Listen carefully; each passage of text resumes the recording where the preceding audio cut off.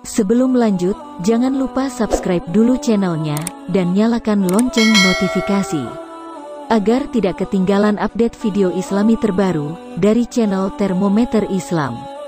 Terima kasih sudah berkunjung, semoga sehat selalu. Assalamualaikum warahmatullahi wabarakatuh. Alhamdulillah. Alhamdulillah illazi birabbil awal wa ja'alahu birabbi sani wa ansala kitaban hudun wa nurun wa ansala sab'an minal masad yahdi bihi man yarju biqa arabihi wa nahilal amal. Asyhadu an la ilaha illallah rahmani wa asyhadu anna sayyidana Muhammadan abduhu wa rasuluhu rabbani. Allahumma fasholli wa sallim ala imamil abrar wal muqarribin sayyidina wa maulana Muhammadin wa ala alihi wa sahbihi al-ansar wal muhajirin wa alaina ma'ahum birahmatika ya arhamar rahimin. Amma ba'd, fa ya ibadallah ittaqullah haqqa tuqatih wa la tamutunna illa wa antum muslimun. Wa qala Allah ta'ala fil kitabil azizil karim, a'udzu billahi minasy syaithanir rajim, bismillahirrahmanirrahim. Qul amanu billahi wa ma unsila ila Ibrahim wa Ismail wa Ishaq wa Yaqub wal asbati wa ma utiya Musa wa Isa wa ma utiya nabiyyun min rabbihim la nufarriqu baina ahadin minhum wa nahnu lahu muslimun. Faqala Nabi sallallahu alaihi wasallam, istatun yaqulu naro bi sitatin al umara'u bil juhuri wal arabu bitasubi wa ahlu mustaqi bil jahli wa dakinu bil kibri wa tujaru bil hiyanati wal ulama'u bil hasad.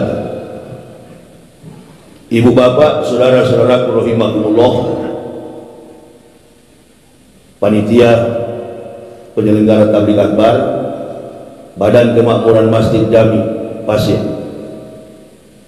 Kota Bukit Tinggi, Provinsi Sumatera Barat, para alim, para ulama, tokoh-tokoh masyarakat cerdik pandai yang kami hormati dan yang kami cintai, kami banggakan, ma'asyiral muslimin wal muslimah rahimakumullah. Kita bersyukur kehadirat Allah Subhanahu wa taala sepanjang peristirahatan ketiduran kita di malam tadi. Allah masih melindungi kita dan membangunkan kita dalam kondisi bernapas. Nikmat yang paling besar dalam kehidupan kita. Setiap hari kita diberi oksigen dengan gratis. Kehadiran kita sebagai khalifah di muka bumi ini tidak ada lain tujuan kita mengabdi, menyembah kepada Allah Subhanahu wa taala. Tidaklah Allah menciptakan jin dan manusia kecuali sujud menyembah kepada Allah. Perintah yang paling utama yang menjadi prioritas dalam kehidupan makhluk manusia. Alastu bi rabbikum qalu bala syahid. Perjanjian dari kandungan, agreement, deal to deal antara Allah Subhanahu wa taala Rabbul Alamin dengan makhluk manusia ketika ada di dalam rahim ibunya. Dari suku bangsa, latar belakang, budaya apapun di dunia ini, yang namanya manusia sejak dari rahim ibunya sudah mengikat perjanjian bahwa Allah Subhanahu wa taala Jalla Jalaluhu Rabbul Alamin adalah pencipta. Ruhnya berjanji, engkau adalah ciptaan kami dan kami adalah penciptamu, maka wajib bagimu untuk menyembah kepada kami. Orang-orang yang menyembah itu disebut mukmin, makhluk yang tidak mau menyembah itu disebut kafir. Jadi ada perbedaan antara muslim, mukmin dengan kafir. Di mana itu? Salat. Perintah yang paling utama dalam hidup kita adalah salat. Abdulul a'malu as-salatu khams. Amal yang paling utama adalah salat 5 waktu. Orang kafir tidak melaksanakan itu. Padahal mereka dari dalam rahim ibunya sudah bersumpah, sudah berjanji akan sujud menyembah kepada Allah. Lalu dalam realitas kehidupannya setelah dilahirkan dalam satu kompleksitas kehidupan manusia, ternyata manusia ini hidup dalam lingkungannya kafir, Majusi, Yahudi, Kristen, Hindu, Buddha, Islam, dan apapun agamanya. Dalam rahim ibunya dia sudah berjanji menunjukkan bahwa dia adalah fitrah. Saya begitu dilahirkan dalam satu lingkungan keluarga Kristen fanatis, dalam satu provinsi yang betul-betul penganut keras agama Kristen, suku Manado. Alhamdulillahirabbil alamin, ibu bapak begitu buka mata keluar fikrahul matin dari kandungan ibu, ternyata lingkungan ibu bapak memiliki pengakuan adat wasani syarat wasani kitabullah. Artinya ibu bapak lahir dengan keluarga qoda'af lahal mu'minun, beruntunglah orang-orang yang beriman. Makna beruntung di sini artinya makna keselamatan. Keberuntungan bukan dalam aspek duniawi, aspek akhirat. Karena relevansi antara satu surah dengan surat yang lain di dalam kandungan isi Al-Quran punya relevansi yang kuat dalam makna implementasi sekaligus konteks keimanan tauhid itu. Agama Islam bukan agama yang baru. Semua nabi yang datang atas nama Allah dan semua pengikutnya melaksanakan ikhwal keimanan tauhid. Bahkan Nabi Musa beberapa kali meminta agar senantiasa Allah memudahkan lidahnya mengucapkan kalimatullahi la ilaha illallah. Sejarah rentetan inilah yang kemudian mengkait-kaitkan antara satu nabi dengan nabi lainnya tidak berbeda. Latar belakang masyarakat pemeluk, latar belakang jumlah pengikut itu yang berbeda. Maka sampailah kita kepada keagungan dan kebesaran kemuliaan Rasulullah Muhammad sallallahu alaihi wasallam.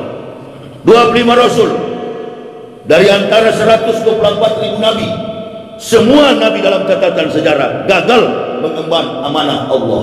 Dari nabi yang pertama sebagai makhluk pertama manusia yang berjenis kelamin laki-laki, Adam alaihissalam, diciptakan, diletakkan di tengah dunia ini, gagal mengemban amanah Allah Subhanahu wa taala.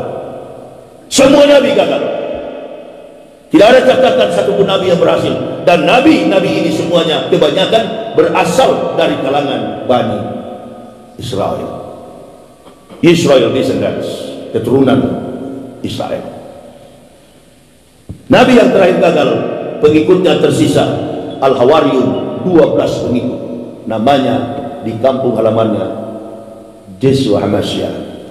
Itu dalam bahasa Arab Isa Al-Masih yang kita kenal dengan nama Isa bin Maryam, Isa anak Maryam. Cara yang sangat spektakuler. Umat Islam, umat Kristen harus tahu. Dua agama ini harus tahu. Dari sekian banyak nabi yang diutus oleh Allah, mengapa Isa dilahirkan dengan cara yang spektakuler? Apa persoalannya? Jawabannya sederhana dan jarang sekali saya dengar ada yang menerangkan itu. Nabi Isa dilahirkan tanpa konotasi seks. Nabi Isa dilahirkan tanpa hubungan biologis antara laki-laki dan perempuan. Mengapa? Karena semua nabi yang diutus Allah sudah banyak memberikan mukjizat di kalangan Bani Israel. Tak satu pun didengar oleh bangsa biadab itu. 3.500 tahun sepeninggal Musa datanglah Isa Al-Masih. Jaraknya 3.500 tahun. Israel tidak punya nabi. Lalu diutus nabi dengan cara spektakuler. Dilahirkan tanpa konotasi seks, tanpa hubungan antara laki dan perempuan. Di satu kampung kecil, di satu distrik Nazaret, Bait Lam, tempat pembuatan roti tidak beragi. Bait Lam itu rumah roti. Bait itu rumah, Lam itu roti. Atau orang awam mengenalnya Bethlehem. Atau orang ilmiah mengkultuskan dalam satu pemahaman Greek, Yunani, Bethlehem. Kalau dalam bahasa Arabnya Bait Lam, bahasa asli Yudaism, bahasa asli Ibrani disebut dengan Bait Lam, rumah roti. Karena di situ kawanan Yahudi berkecimpung dalam satu agama mereka, Yudaisme. Ibu bapak mesti tahu, Rasulullah Muhammad SAW jauh 600 tahun ke belakang belum datang. Tinggal seorang wanita pandai menjaga kehormatan dirinya. Maka dalam catatan Talmud, kitab Yahudi yang bahas sampai hari ini dipakai oleh agama Yudaisme, karena 3 agama besar di dunia, Islam, Yudaisme, Islam, Kristen. Islam terakhir datang, Yudaisme, Nasrani, Kristen, Islam. Kemudian wanita ini pekerjaannya hanya menyulam kain. Dalam catatan Talmud, wanita ini tidak pernah tampak postur tubuhnya. Yang tampak adalah kedua kelopak matanya dan kuku-kuku tangan dan kakinya, menunjukkan bahwa Maryam adalah wanita soleha, mengenakan masker. Maryam sering mengenakan masker karena pada waktu itu diumumkan oleh pemerintah ada obat COVID. Nggak usah tegang jemaah, masih pagi ini. Berarti Maryam adalah wanita yang soleha, mengenakan cadar. Penggunaan cadar bukan baru. Penggunaan cadar itu sudah berlaku di zaman para nabi. Istri dan anak-anak cucunya. Agama Yudaisme ini Bapak perlu ketahui, agama yang paling kritis dalam aspek toharoh. Sekali lagi, agama Yahudi sampai hari ini adalah agama yang paling kritis dalam aspek toharoh. Apa itu toharoh? Menjauhkan diri yang selalu bersuci, warak, menjauhkan diri dari yang haram, menjauhkan dari segala yang batil, dan kemudian yang dikedepankan dalam hidup adalah kesucian jasmania. Jadi kemanapun mereka tidak lepas dari wudu, bersuci. Bukan baru ini, sebelum Muhammad datang, sebelum Islam ada, sama ajarannya. Bahkan jangankan di zaman Isa, di zaman Musa alaihissalam, ketika Allah memberikan Taurat di Bukit Tursina, Allah katakan kepada Musa, ini atau itu umat Muhammadin nur aini kaila yadruhum zulmatani. Wahai Musa, aku akan memberikan kepada umat Muhammadin, umat Muhammad, 2 cahaya untuk menerangi mereka dari 2 kegelapan. Kaila yadruhum zulmatani. Pakola Musa.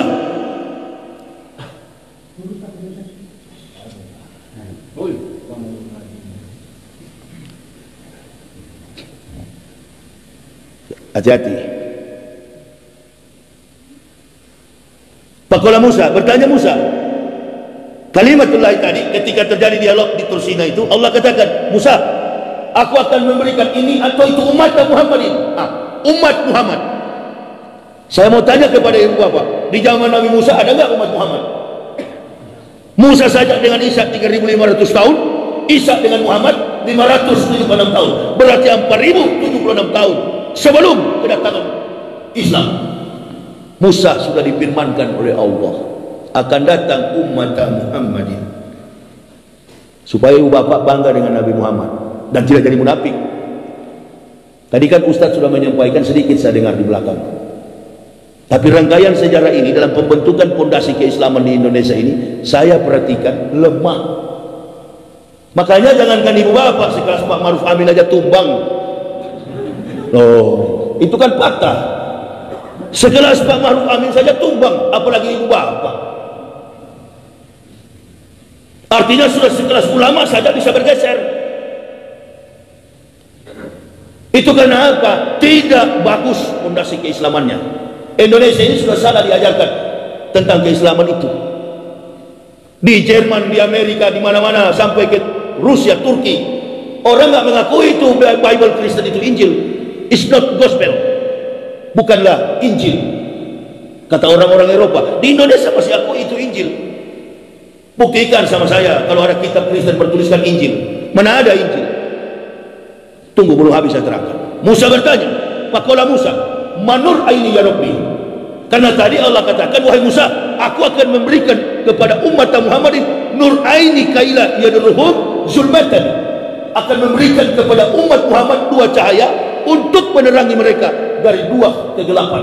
Musa bertanya, manur aini ya Rabbi, 2 cahaya apa itu ya Tuhanku? Faqala Allah Ta'ala, nurul Quran wa nurul Ramadan. Cahaya Al-Quran dan cahaya Ramadan.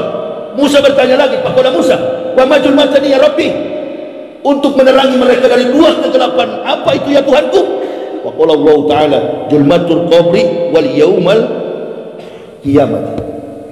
Untuk menerangi umat Muhammadin dari siksa kubur, kegelapan kubur, dan siksa hari kiamat. Di mana posisi orang Islam di neraka?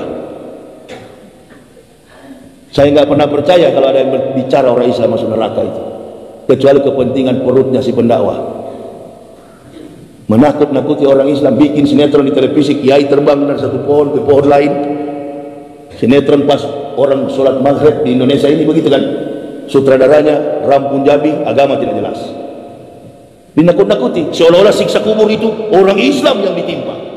Di mana orang Islam masuk neraka? Berhenti yang begitu. Kalau antum mau ceramah yang masuk neraka itu Kristen, Hindu, Buddha, Katolik, to the point. Jangan cuma bilang kafir, orang kafir nggak ngerti kafir yang mana. Di sisi yang lain kafir mendengar, insya Allah dia sabar, dia masuk Islam. Dia sadar diri, dengan kesabaran dan keikhlasannya dia masuk Islam, karena takut dengan ancaman neraka. Orang Islam nggak usah diancam, insya Allah semuanya masuk surga. Amin ya rabbal. Orang kafir nggak percaya kalau pakai kata insya Allah, termasuk saya juga dulu. Orang Islam itu belum tentu selamat, karena surganya insya Allah. Nah, dijelaskan kenapa kita pakai insya Allah. Kenapa kita pakai insya Allah? Karena orang Islam diselamatkan oleh rahmat Allah, iman dan amal soleh. Itu orang Islam diselamatkan. Mana ayatnya? Dukung dengan ayat. Mana ayatnya? Qad aflahal man tazakka wa dzakara rasma rabbih fasalla bal tusirunal hayatad dunya wal akhiratu khairu wa abqa. Dalam Quran surah Al-Mu'minun tadi, qad aflahal mu'minun, beruntung orang beriman. Kenapa beruntung? Quran surah Al-A'la mendukung qad aflahal man tazakka, beruntunglah orang-orang yang disucikan karena iman kepada Allah. Orang mukmin memfokuskan perhatian kepada perkara akhirat, sedangkan orang-orang kafir kepada hal dunia. Kita sholat subuh, dia berkeliaran. Kita mandi junub, dia nggak mandi junub. Kita bersuci di sunat, di khitan, dia tidak khitan. Itu letak kekafiran manusia.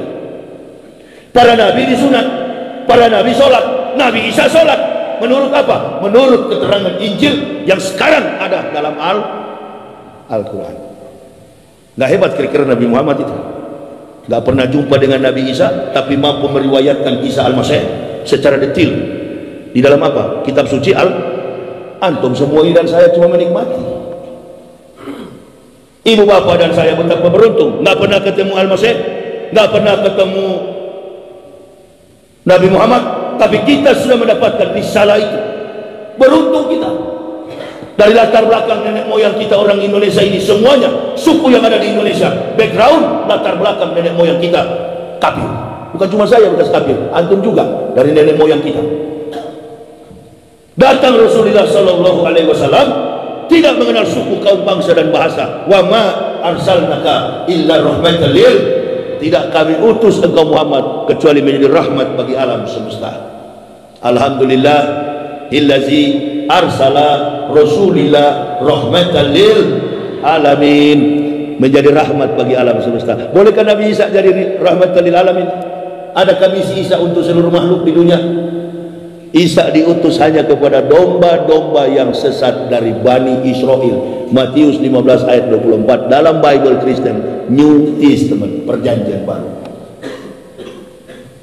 Isa menjawab, saya diutus hanya kepada domba-domba yang sesat dari Bani Israel. Orang Indonesia ada hubungan nggak dengan genetika? Secara genetika, hubungan keturunan nasab dengan Israel ada nggak? Orang Indonesia berhubungan nggak dengan Israel? Ada nggak? Ada nggak orang Indonesia berhubungan? Suku di Indonesia berhubungan dengan orang Yahudi, orang Israel? Ada nggak? Secara genetika. Isa diutus kepada Bani Israel, artinya agama Isa sudah kadaluarsa. Paham kira-kira? Kalau Nabi Isa betul menjadi rahmat, menjadi juru selamat, tidak datang Rasulullah Muhammad Sallallahu Alaihi Wasallam. Tapi yang membentangkan jalan, yang menyiapkan sajadah untuk dilangkahi oleh Al-Masih, justru ada dalam kitab suci Al-Quran. Siapa dia? Nabi kita Muhammad Sallallahu Alaihi Wasallam. Musa sudah difirmankan Allah tentang kita umat Muhammad, sedangkan Isa langsung to the point kepada nabinya Rasulullah Muhammad Sallallahu Alaihi Wasallam. Wa idqala Isa bin Maryam ya Bani Israel, ini Rasulullah ilaikum musri kalimah baina yadaya minat taurati wa basyiran bi rasulin ya'ti min bani ismuhu Ahmad. Akan datang seorang rasul yang bernama Ahmad, Nabi kita Muhammad sallallahu alaihi wasallam. Mengerti tentang Isa dulu antum, baru paham tentang Muhammad. Anda tidak mengerti tentang Nabi Isa, di luar sana bukan sedikit saudara kita dimurtadkan karena kebodohan, tidak berpengetahuan tentang Nabi Isa. Nabi Isa sendiri berkata, Inna Allaha Rabbi wa Rabbukum. Sesungguhnya Tuhanku adalah Tuhanmu juga, kata Al-Masih. Isa bin Maryam Ruhul Lillahi wa kalimatullah. Isa anak Maryam ditiupkan dari ruh dan dialah kalimatullah. Kenapa disebut kalimatullah? Dalam bahasa Kristen teologis disebut logos, firman yang menjadi manusia. Di dalam Islam kalamullah. Kenapa disebut kalamullah? Karena Al-Masih tidak membawa wahyu dalam bentuk kitab buku. Dia membawa wahyu melalui lisannya yang cerdas, yang diteteskan hikmah oleh Allah Subhanahu wa taala. Jadi sampai botak kepala orang kafir untuk menyusuri naskah asli Injil tidak pernah ada dalam bentuk kitab. Nanti datang di abad ke-5, abad ke-6, diutuslah sosok Nabi Ahmad bin Abdullah Rasulullah Muhammad sallallahu alaihi wasallam. Barulah Injil itu terbukukan. Di mana? Surat Maryam. Kalau Kristen betul-betul pengikut Isa, kitab Kristen tidak ada kitab berjudul Isa, apalagi ibunya. Lalu Nabi Isa itu milik siapa? Milik Kristen atau milik Islam? Yang betul aja. Isa itu milik agama Kristen atau agama Islam? Agama Islam. Baru sadar pagi ini. Allahu Akbar. Lalu beberapa puluh tahun ke belakang belum sadar. Ini yang perlu datang kita renungin itu. Memang dari dulu nggak sadar. Itu yang saya bilang tadi, pondasi Islam kita ini memang lemah.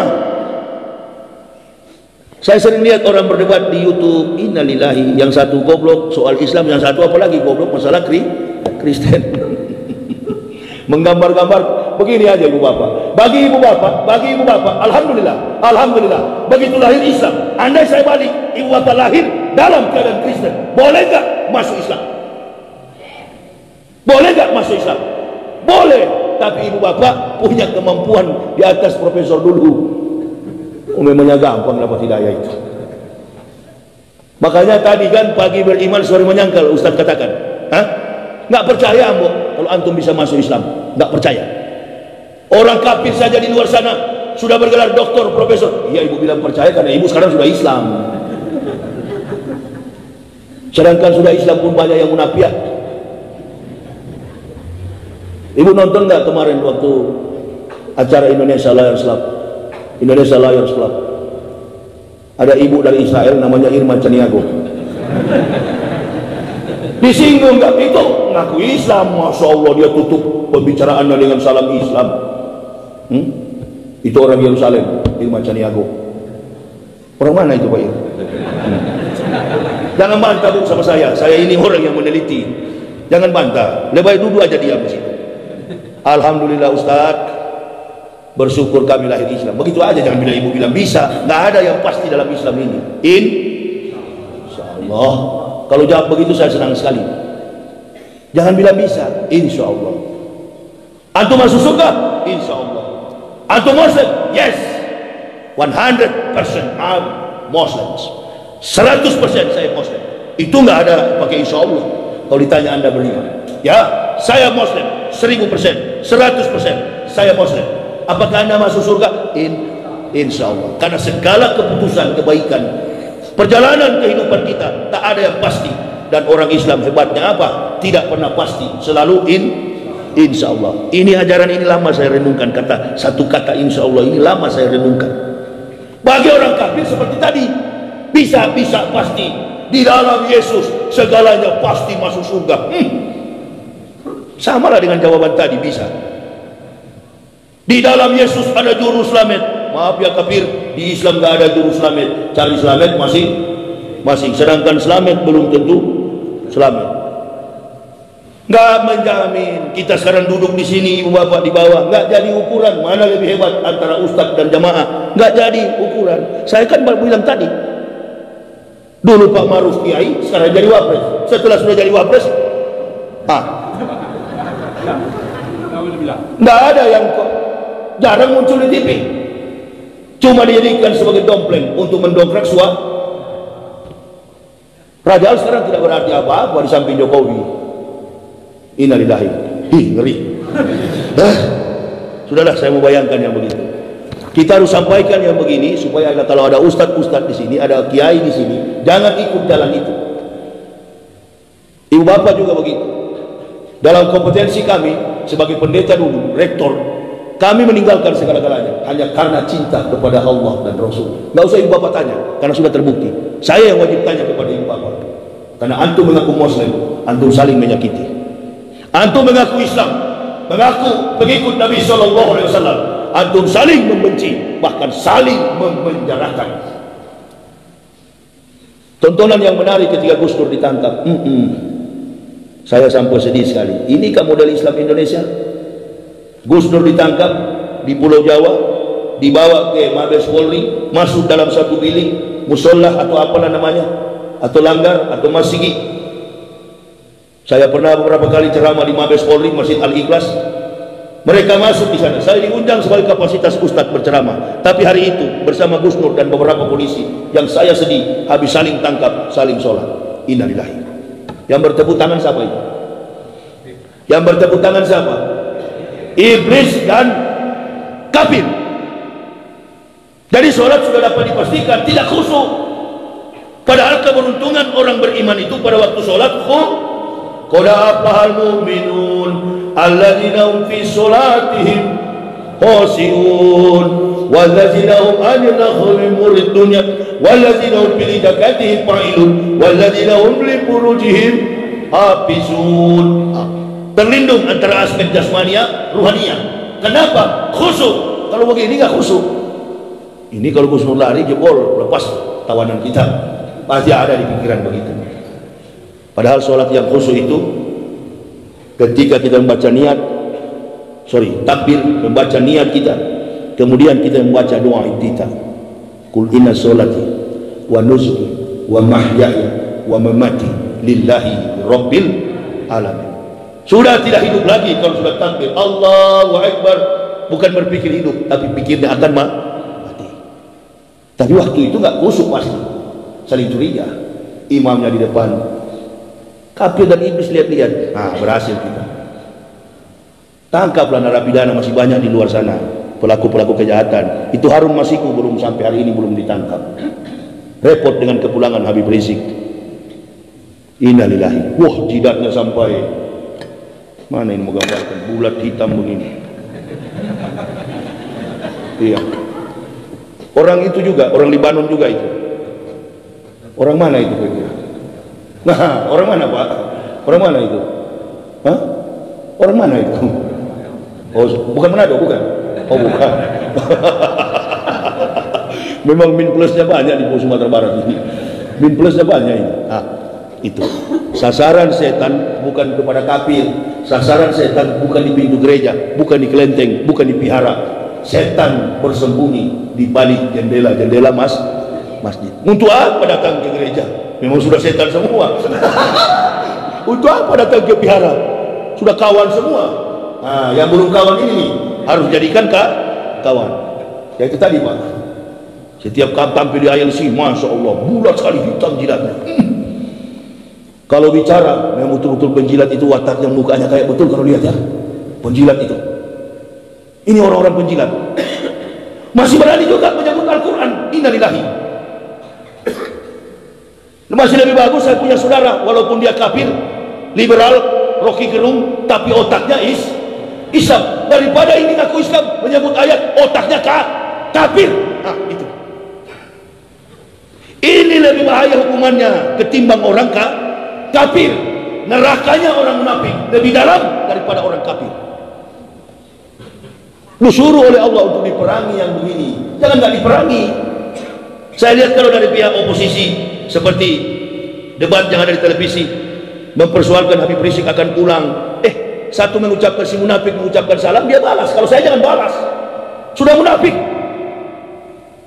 Kalau sudah munafik, jangankan sholat, mati pun di dalam Al-Quran tak boleh dikuburkan. Wala tusalli ala ahadin minhum mata abada wala takum ala qabri. Kenapa? Al-Quran juga menjawab, innahum kafaru billahi wa rasulihi wa mammatu fasikun.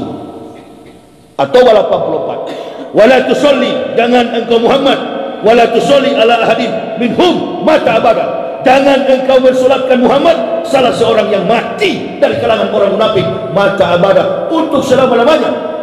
Wala takum ala qabri, dan jangan berdiri di atas kubur mereka. Artinya jangan mendoakan. Kenapa? Al-Quran juga menjawab, innahum kafaru billahi wa rasulihi wa mammatu fasikun. Karena mereka telah kafir terhadap Allah dan Rasul, mereka mati dalam keadaan fasik. Coba-coba aja satu kali munafik. Kalau saya dari kafir beda lagi. Memang karena keturunan saya kafir, dari oma opa orang tua saya lahir di lingkungan kafir, masih kecil tidak tahu, setelah berpengetahuan, berilmu, keluar dari situ. Nah, ibu bapak, kalau andaikan ibu bapak kafir, ibu bapak dibutuhkan punya kemampuan ilmu di atas rata-rata dulu, baru Allah kasih hidayah. Laqad anzalna ayatin mubayyinatin wallahu yahdi may yasha'u ila siratin mustaqim. Allah kasih hidayah bukan kepada orang bodoh, kepada orang-orang cerdas. Makanya beda orang yang murtad dengan orang yang masuk Islam, beda. Yang murtad itu, murtadin itu hanya karena Indomie. Beras 1 liter murtad, keluar dari Islam. Orang-orang yang masuk Islam punya kemampuan intelektualitas di atas rata-rata. Di mana mereka itu? Dan tak perlu orang Islam yakinkan, mereka tahu sendiri Islam. Mereka mendapat hidayah masuk Islam.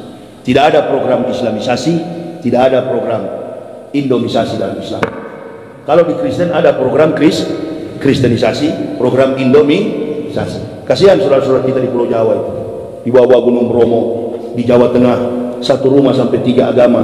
Natal dia juga ikut hari Gatal dan Tahun Baru. Hari Raya juga dia ikut-ikutan makan apa itu, ketupat. Satu keluarga.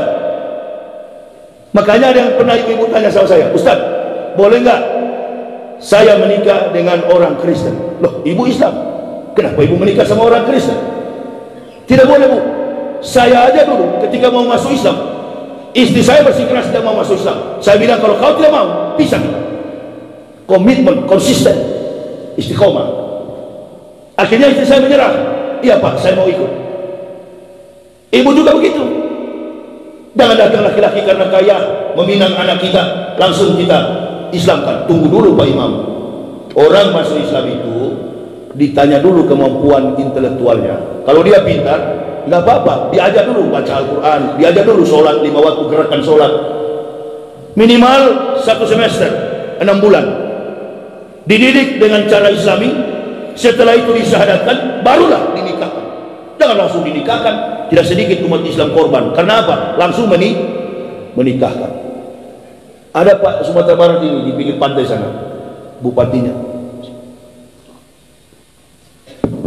Apa di pinggir pantai? Kabupaten, bukan Pariaman, saya tahu. Di pesisir itu apa namanya? Painan. Bupati Painan, usai saya ceramah, istrinya mendekat sama saya. Waktu itu saya ikut diundang BKMT, Badan Kontak Majelis Taklim, untuk ceramah di Painan.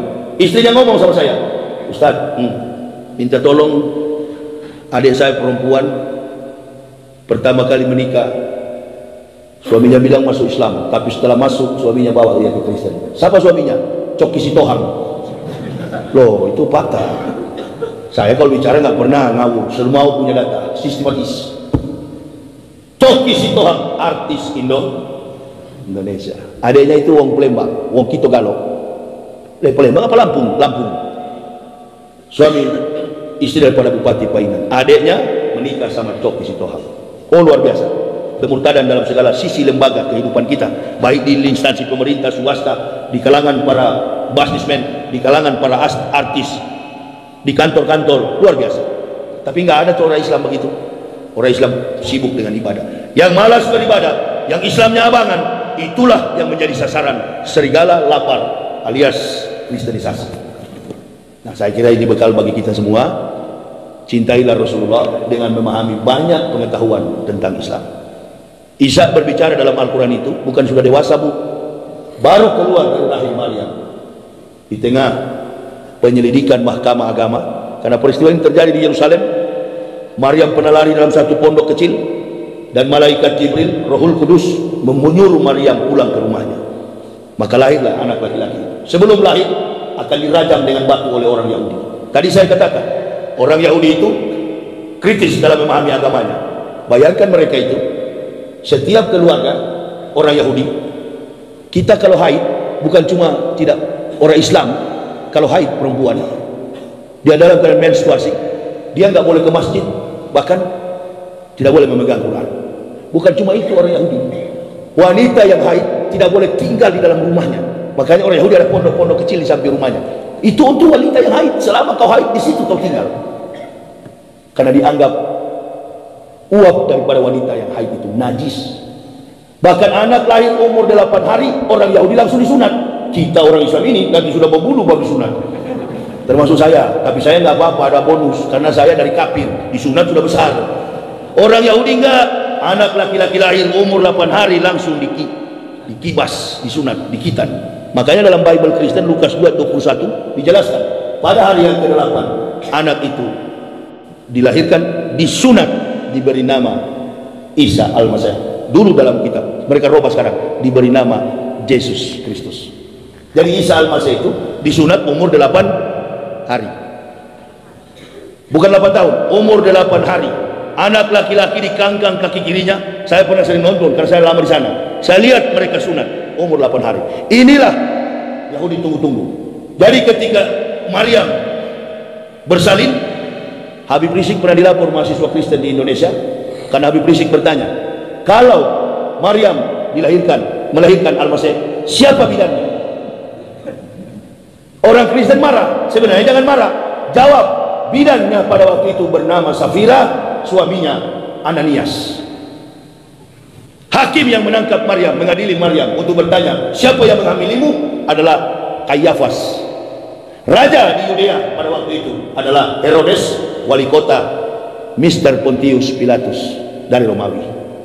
Nah, ini kalau Kristen berpengetahuan luas. Ditanya malah marah karena buta. Lahirlah anak bayi yang laki-laki ini, Isa. Dimandikan, dipotong pusarnya, ditaruh di atas ayunan. Begitu Yahudi datang, kaget Yahudi. Apa yang mengagetkan Yahudi? Anak baru dilahirkan beberapa menit sudah bisa berbicara dalam buaya. Mana bukti perkataan itu?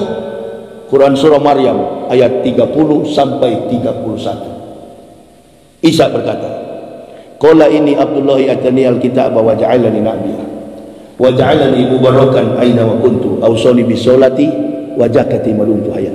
Maka lillahi ayat Isa bi waladin subhana Isa qad amran fa ina ma yakul lahu kun fayakun. Isa berkata, saya hamba Allah, atani alkitab, Allah memberi aku kitab, wa ja'alani nabiyya, dan mengutus aku sebagai nabi, wa ja'alani mubarakan aina ma kuntu awsani bisolati wa zakati ma dumtu hayya. Kemana aku pergi, Allah memberkatiku, memerintahkan aku ausoni bisolah, mendirikan solat, wajakati, membayar zakat, madung tuhaya, sepanjang usia hidupku. Nah, kalau orang sudah solat dan bayar zakat, Kristen atau Islam? Kristen atau Islam? Islam. Kafir atau mukmin? Nah, kenapa antum selama ini kalau bilang Isa selalu gereja Kristen kafir itu? Kenapa? Ini diterangkan oleh para ustadz, para kiai, supaya umat ini jangan disesatkan. Isa itu sholat, dia Islam. Pada waktu itu Yahudi mendengar, tidak jadi Yahudi merajam ibunya, karena hukum rajam di Israel masih berlaku sampai hari ini. Ketemu anjing rajam, ketemu orang kusta rajam, ketemu wanita hamil, wanita berzina, rajam sampai mati dengan batu. Karena Maryam lahir tanpa suami, melahirkan, menyusui tanpa ayah. Yahudi ingin mencari Maryam dan mengeksekusi mati dengan merajam dengan batu. Datang satu kelompok namanya Majusi, ahli perbintangan. Kalau di Kristen disebut orang-orang Majus. Jangan Yahudi, karena di atas rumah Maryam ini siang malam selama 9 bulan ada bintang. Jangan dirajam, siapa tahu anak yang akan dilahirkan ini membawa berkah bagi Bani Israel. Ternyata tidak, bukan bagi Bani Israel. Dia lahir untuk menyatakan akan datang Nabi kita Muhammad. Sistematis. Habis mendengar itu Yahudi pulang. Waduh, ternyata ini anak memang nabi. Karena apa? Yang diucapkan kita di dalam surat Maryam ada dalam Talmud Yahudi. Makanya Yahudi nggak berani rajam. Wah, jangan, bahaya ini anak. Ini nabi, nabi yang diutus oleh Allah. Ahli-ahli kitab pada waktu itu sudah nggak ada. Bahkan yang tersisa 1 abad setelah itu adalah pemuda-pemuda yang lari dalam gua. Itulah terbit kitab Ashabul Kahfi. Itu pengikut Al-Masih semua. Ada 12 mereka, 8 dieksekusi mati di Yerusalem, kepala di bawah kaki di atas dengan cara disalib, sedangkan 4-nya lari ke dalam gua bersembunyi 309 tahun. Terbitlah kitab namanya Ashabul Kahfi. 4 pemuda bersama seekor anjing ditidurkan oleh Allah selama 309 tahun. Makanya banyak pemuda-pemuda di Sumatera Barat ini yang suka tidur dengan anjing. Apalagi hari Minggu di Sawalunto itu, Masya Allah, naik motor 5 ekor di depan, 3 di belakang, kopiah miring. Itu nggak apa-apa, lanjutkan, udah bagus itu. Karena dari dasarnya sudah ada di Ashabul Kahfi, bagus. Kenapa Bu Ambo sampaikan ini? Nanti jadi dalil lagi. Nggak apa-apa. Daripada antum munafik kepada Islam, tidak apa-apa, pelihara aja itu. Ya, biar dia pelihara begitu, asalkan. Dan lebih bahaya, lebih parah tuh bajingan-bajingan yang ngaku Islam padahal pengkhianat, pakai sorban di kepala, otak-otak kafir, datang ke gereja nyanyi lagu gereja, mengaku mubalik. Nah, ini tibulin. Tuh, jadi nggak apa-apa kalau soal pelihara anjing itu, nggak apa-apa, lebih baik begitu. Tapi saya mau sampaikan juga, hati-hati. Satu kali terjilat oleh anjing, orang Islam doanya panjang sekali, mengambil tanah lapisan ke-7 yang paling kuning itu baru bisa lolos dari kenajisan. Nah, ini itu aja pesannya. Saya saja dari kafir tahu, muka papa, muka lado, muka wasito. Belajar itu. Najis kecil, najis sedang, najis besar. Saya kira sudah, saya tidak perlu ajar. Tunggu Ustaz Somad aja yang begitu-gitu.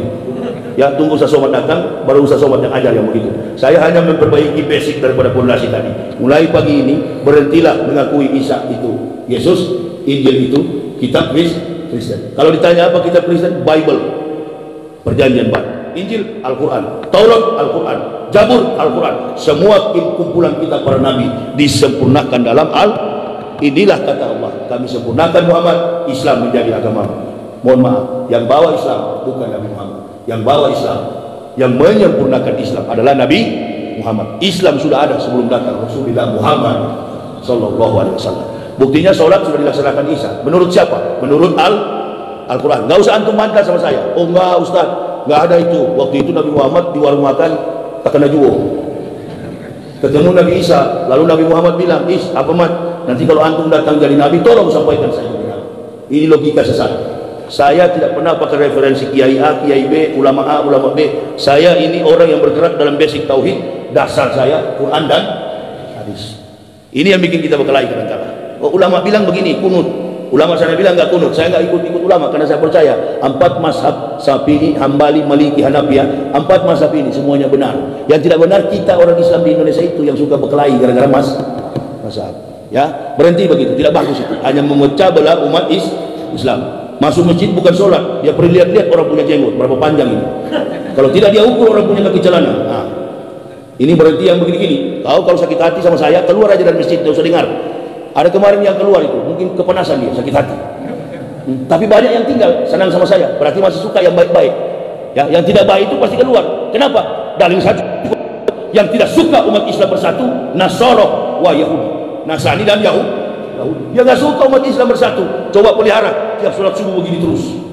Nah, coba, itu yang ditakuti Yahudi dan Nasara. Jangan sampai umat Islam sholat melampaui sholat Jumat. Sholat subuh mereka jangan sampai melampaui sholat Jumat. Coba kalau dipraktekkan ini. Artinya apa? Keberkahan Allah kepada umat Islam terjadi pada subuh hari. Ini kira-kira yang bisa saya sampaikan.